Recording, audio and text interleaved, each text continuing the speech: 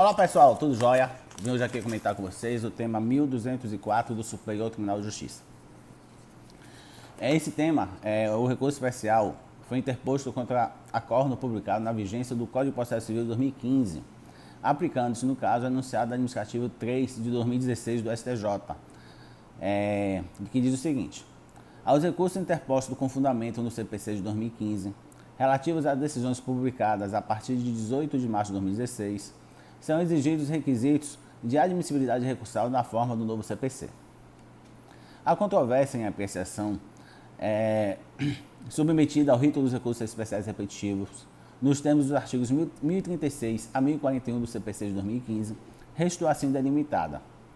As obrigações ambientais possuem natureza própria e terrena, sendo admissível cobrá-las do proprietário ou possuidor atual ou dos anteriores, ou ainda dos sucessores à escolha do credor.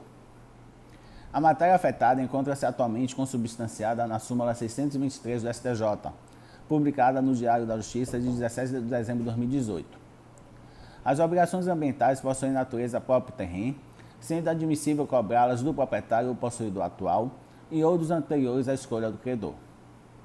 Esse enunciado sumular lastreia-se em jurisprudência do STJ que, interpretando a legislação de regência, consolidou o entendimento no sentido de que a obrigação de reparação dos danos ambientais é próprio terreno. Por isso que a Lei 8.171 de 1991 vigora para todos os proprietários rurais, ainda que não sejam eles os responsáveis por eventuais desmatamentos anteriores. Máximo porque a referida norma referendou o próprio Código Florestal, Lei 4.771 de 65, que estabelecia uma limitação administrativa às propriedades rurais. Segundo essa orientação, o atual titular que se mantém inerte em face de degradação ambiental, ainda que pré-existente, comete ato ilícito, pois a preservação das áreas de preservação permanente da reserva legal constitui imposições genéricas decorrentes diretamente da lei. São, por esse enfoque, pressupostos intrínsecos ou limites internos do direito de propriedade e posse, que se beneficia da degradação ambiental alheia e a agrava ou lhe dá continuidade, não é menos degradador. No mesmo sentido, não há cogitar, pois, de ausência de nexo causal, visto que aquele que perpetua a lesão ao meio ambiente cometida por outra está ele mesmo praticando ilícito. Atualmente, o artigo 2º, parágrafo 2º da Lei 12.651 de 2012 expressamente atribui caráter ambulatorial à obrigação ambiental, ao dispor que as obrigações previstas nesta lei têm natureza real e são transmitidas ao sucessor, de qualquer natureza, no caso de transferência de domínio ou posse do imóvel rural. Tal norma, somada ao artigo 14, parágrafo 1º, da Lei 6.938 de 81, que estabelece a responsabilidade ambiental objetiva, alicerça o entendimento de que a responsabilidade pela recomposição ambiental é objetiva e próprio terreno, atingindo o proprietário do bem, independentemente de ter sido ele o causador do dano. De outro lado, o anterior titular de direito real que causou o dano também se sujeita à obrigação ambiental, porque ela, além de ensejar a responsabilidade civil, ostenta a marca da solidariedade, à luz dos artigos 3º, inciso 4 e 14, parágrafo 1º da Lei 6.938 de 81, permitindo ao demandante, à sua escolha, dirigir sua pretensão contra o antigo proprietário ou possuidor, contra os atuais ou contra ambos. Nesse sentido, a ação civil pública ou coletiva por danos ambientais pode ser proposta contra poluidor, a pessoa física ou jurídica, de direito público ou privado, responsável direta ou indiretamente por atividade causadora de degradação ambiental, co-obrigados solidariamente à indenização mediante a formação de litisconsórcio facultativo. E ainda, na linha da súmula 623, cabe relembrar que a natureza própria terreno não afasta a solidariedade da obrigação ambiental. O caráter adesivo da obrigação que acompanha o bem não bloqueia a pertinência e os efeitos da solidariedade. Caracterizaria verdadeiro despropósito ético-jurídico que a feição próprio terreno servisse para isentar o real causador, beneficiário da deterioração de responsabilidade. Assim, de acordo com a mais atual jurisprudência do STJ, a responsabilidade civil por danos ambientais é próprio terreno, além de objetiva e solidária entre todos os causadores diretos e indiretos do dano. Situação que merece exame particularizado é a do anterior titular que não deu causa a dano ambiental à irregularidade. A hipótese pode ocorrer de duas formas. A primeira acontece quando o dano é posterior à cessação do domínio ou da posse do alienante. A situação em que ele, em regra, não pode ser responsabilizado, a não ser que, por exemplo, tenha ele, mesmo já sem a posse da propriedade, retornado à área a qualquer outro título para degradá-la. Hipótese em que responderá como qualquer agente que realiza atividade causadora de degradação ambiental, com fundamento no artigo 3º, inciso 4 da Lei 6.938 de 81, que prevê como poluidor o responsável direto ou indiretamente por atividade causadora de degradação ambiental.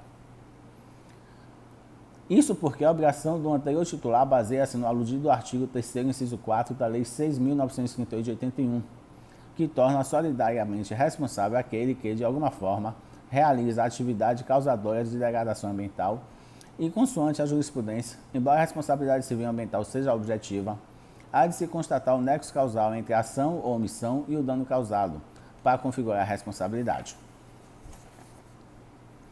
Em igual sentido, a responsabilidade por danos ambientais é objetiva e, como tal, não exige a comprovação de culpa, bastando a constatação do dano no nexo de causalidade.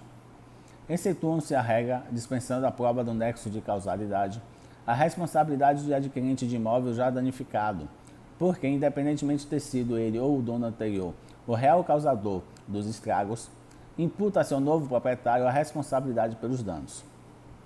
A solidariedade nessa hipótese decorre da dicção dos artigos 3º, inciso 4 e 14, parágrafo 1º, da Lei 6.398 de 1981, Lei da Política Nacional do Meio Ambiente. A segunda situação a ser examinada é a do anterior titular que conviveu com dano ambiental pré-existente, ainda que a ele não tenha dado causa, alienando o bem no estado em que o recebera. Nessa hipótese, não há como deixar de reconhecer a prática de omissão ilícita, na linha da jurisprudência do STJ, que, por imperativo ético e jurídico, não admite que aquele que deixou de reparar o ilícito e eventualmente dele se beneficiou, fique isento de responsabilidade.